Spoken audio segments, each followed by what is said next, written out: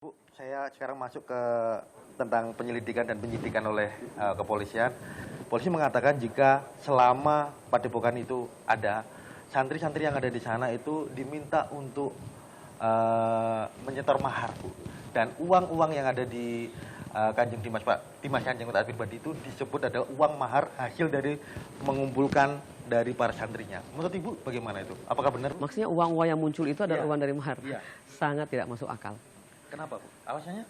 Karena pertama kalau kita lihat jumlah uang yang itu jauh lebih banyak. Dikumpul 23.000 santri, itu harus memberi mahar berapa untuk bisa jumlah sebanyak yang kita lihat itu. Tapi Ibu membenarkan jika memang ada mahar yang dikumpulkan oleh para santri? Oh itu iya. Jadi saya katakan gini, saya anggota organisasi dari tingkat kabupaten sampai tingkat internasional. Semua organisasi itu ada pendaftarannya, ada biaya pendaftarannya. Anda nikah pun ada maharnya gitu loh ya, tanda jadi.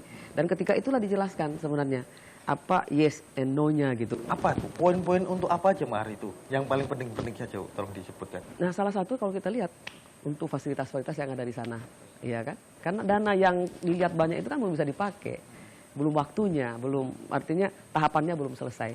Tapi yang menarik adalah sebenarnya kenapa selama ini kan di sana itu kami datang sekali sebulan, kadang-kadang sekali 3 bulan. Tapi terakhir ini sejak beliau jadi oleh Asosiasi Kesultanan dan Keraton Indonesia itu dianugerahi ya sebagai Sri Raja Prabu Raja Sanegara. Itu gelar yang dulu dipegang Hayam Wuruk katanya. Saya nggak tahu itu kan pemberian ada dari Demak, ada dari Jogja, ada dari mana-mana. Itu mereka sendiri yang memutuskan melalui rapat yang mewakili lebih 100 kerajaan keraton.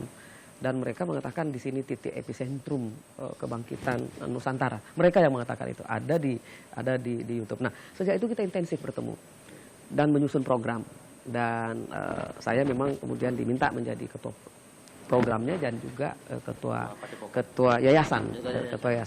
Dan yang kita susun adalah program-program sebenarnya. Tujuannya sendiri apa, Bu? Membentuk Padepokan dan juga akhirnya membentuk menjadi sebuah yayasan itu, Bu.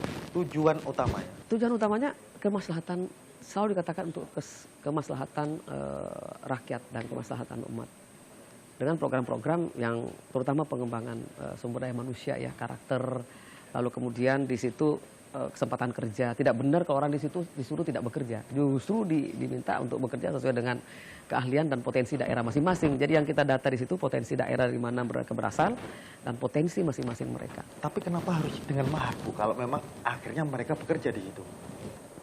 Maksudnya ini kan mahar, kemudian ada yang tadi itu untuk pengisian fasilitas. Anda seperti saya katakan hampir tidak ada kan sebelumnya fasilitasnya memadai situ, nggak ada air bersih, kemudian kita buat sendiri pendopohnya dan sebagainya. Ada juga yang program-program yang sifatnya memang kalau kita lihat saat ini memang belum waktunya, nanti cukuplah ketika ini sukses besar gitu. Apakah mereka yang di sana itu hanya orang-orang yang mampu memberikan mahar atau orang yang tidak mampu bisa, Bu, tanpa memberikan mahar untuk berada di dalam Padepokan itu, Bu? Oh, itu memang harus ada mahar, itu wajib. Wajib? Iya, tapi mahar ini kalau contohnya gini aja deh, baru saja ini belum cukup 3 bulan ini kita membuat jalan misalnya. Itu ya kontribusi semua dicatat. Dan itulah yang dikatakan sebenarnya kalau saya sih lihatnya lebih sebagai dana pengabdian. Sehingga nantinya dana pengabdian inilah yang menentukan tugas-tugas peran-peran kita ke depan, termasuk mungkin juga perolehan-perolehan di situ. Tapi bukan penggandaan. Nah, apa yang terjadi? Mengklarifikasi di sini. Bukan penggandaan. Jadi misalnya ketika jalan itu dibuat, kita tahu sekitar biayanya berapa, 150 jutaan misalnya. Nah, orang-orang itu ada yang cuma bisa 10.000, ada yang 50.000, ada yang 50 juta. Dan itu semua dicatat dan itu semua diistilahkan kalau di sana ya organisasi masing-masing kan punya istilah. Ya biasa saja menurut kita. Cuma sekarang ini kan dan sangat tidak masuk akal kalau dikatakan mahar itu, duit itulah yang kemudian nggak mungkin, nggak masuk akal. Nah kalau sekarang ada yang menuntut, saya ingin ada maknanya saya hadir di sini deh. Pertama, tolong beri kesempatan beliau karena statusnya sekarang butuh izin ya. Untuk mendapatkan kesempatan mengklarifikasi di depan, bukan menantang. Ini memperlihatkan bahwa beliau memang punya ilmu, ramah gitu ya, disaksikan oleh masyarakat kalau perlu live gitu. Sehingga bisa menggugurkan. Kan katanya membunuh karena takut ilmunya penipuannya terbongkar, itu kan menggugurkan. Kedua katanya nipu nggak bisa bayar, satu peti saja yang ada gambarnya itu bisa terbayar gitu loh. Mungkin di sini Ibu juga bisa klarifikasi ya Bu ya kepada mereka yang mungkin sekarang sejumlah santri yang merasa ingin dan masih berharap apa yang dikasih sebagai mahar itu bisa kembali dan bahkan dilipat gandakan. Klarifikasi Ibu seperti apa nanti? Insya Allah kita ingin, makanya kita bermohon nih supaya beliau, kami yakin, tapi saya tidak boleh meyakinkan yang lain kan, ini proses hukum ya. Kami yakin bahwa beliau tidak mungkinlah terlibat dalam proses hukum yang dikatakan itu. Kami ingin betul, kenapa saya all out? Pertama saya berharap beliau bisa melanjutkan tugas-tugasnya yang sudah hampir rampung. Sehingga bukan hanya santri itu sebenarnya saya pun bukan karena saya ingin untuk diri saya membayangkan program-program yang saya rancang. Dan bukan hanya saya, ada orang yang memang programnya ingin, seperti saya katakan, mimpi untuk besar untuk pertanian, peternakan, dan sebagainya. Itu bisa jalan kalau program ini jalan. Jadi bangsa ini menurut saya sayang kalau ini disia-siakan. Dan saya kira di luar kamera nanti saya bisa perlihatkan Anda bahwa sebaiknya kita hormati kemampuan khusus yang beliau miliki. Ibu, saya klarifikasi, apakah Ibu sekarang masih aktif sebagai anggota MUI?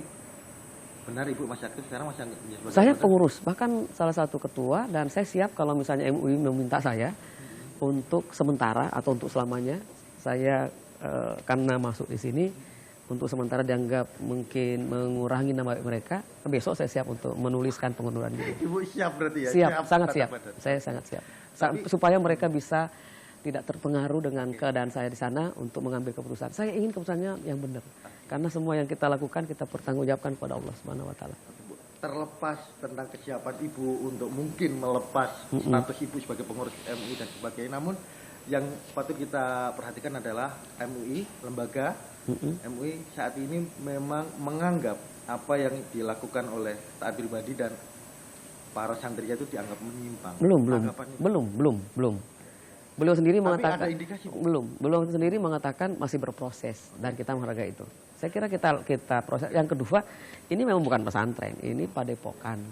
Ya, seperti padepokan pencaksilat. Artinya punya kekhususan. Kekhususan kami adalah menyusun program, menata program yang akan diberikan ke seluruh Indonesia. Apa harapan Ibu kepada taat pribadi sendiri dan juga kasus yang sekarang bergulir dan dihadapi oleh taat pribadi? Saya harapkan ini segera selesai dan ya hukum betul-betul tegak di negeri ini. Jangan beliau diperlakukan. Anda lihatlah bagaimana beliau diperlakukan, menurut saya sangat dihinakan lah. Dikriminalisasi? Ya, suruh nyanyi, tidak harusnya kan keluar seperti itu. Beliau yang cukup dihormati ya, dan yang berikut saya berharap betul bahwa kami berbadan hukum di negeri yang besar ini, jangan sampai kita merasa bahwa tidak aman di negeri sendiri. Tidak aman di negeri sendiri. Iya. Jadi sudah waktunya untuk ini kita selesaikan, dan saya yakin bahwa ini badai pasti berlalu dan berakhir indah. Terima kasih banyak Bu, kesempatannya waktunya.